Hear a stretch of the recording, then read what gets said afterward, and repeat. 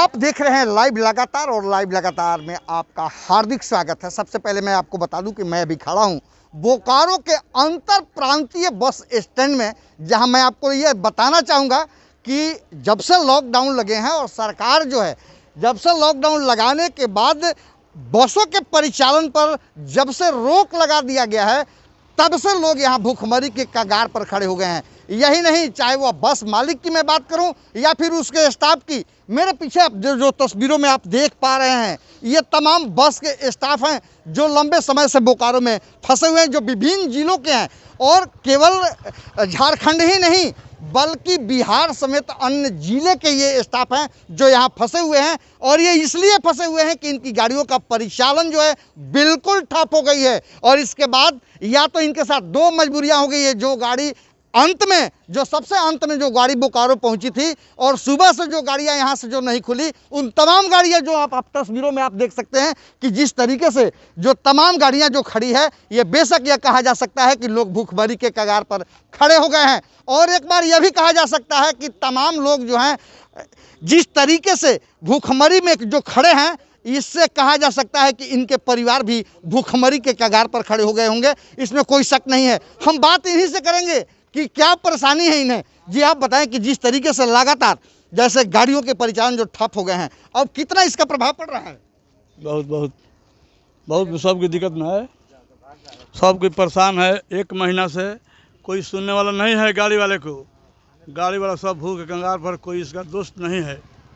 देखिए, बेशक ही कहा जा सकता है कि कोई सुनने वाला नहीं है, इनकी दर्द जानने की किसी ने कोशिश नहीं की। जी आप बताओ। एक महीना से जो लॉकडाउन लगा हुआ है, हम लोग की जो गाड़ी बिहार से आई यहाँ खड़ी हो गई। खड़ी होने के बाद इधर से गई नहीं, हम लोग यहाँ पड़े हुए हैं। कोई एक बार आके नहीं पूछा आप खा रहे हैं कि नहीं खा रहे हैं। और ना हम लोग के बारे में कोई पेपर दे रहा है, ना न्यूज़ दे रहा है कि ये चलेगी नहीं चलेगी। हम लोग रास्ते में बैठे हुए हैं।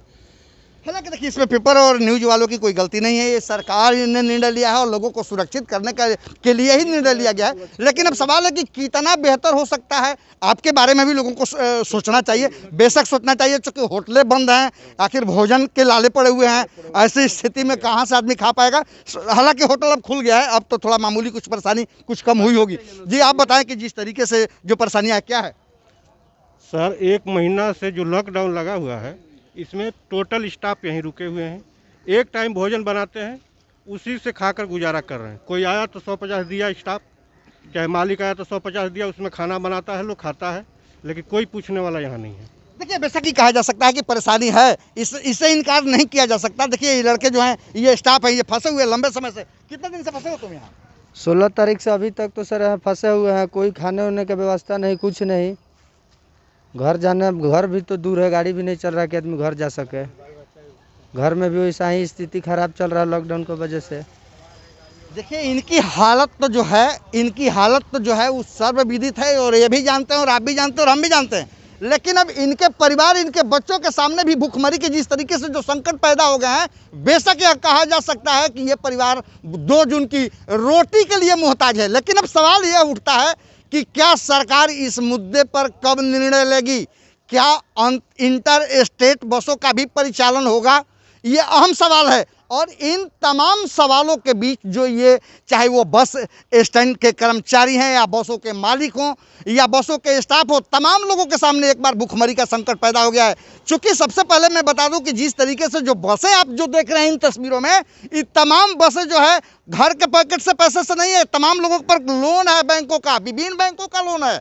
लेकिन तब है कि इनको जो इनका EMI है वो हर हाल में इनको देना पड़ेगा, चाहे वो जहाँ से दें, इनको देना पड़ेगा। इनकी मजबूरी है, अन्यथा जो फाइनेंसर जो है इन तमाम बसों को ले जाकर अपने यहाँ खड़ा कर देगा। ऐसी स्थिति में ये कहा जा सकता है कि हालत दिनों दिन और बदतर होती चली जा रही है। जी लाइव लगातार बोकारो से दिनेश कुमार पांडे। न्यूज अपडेट के लिए आप हमारे चैनल को सब्सक्राइब करें। आप हमें फेसबुक और इंस्टाग्राम पर भी फॉलो कर सकते हैं। बने रहे लगातार.in के साथ।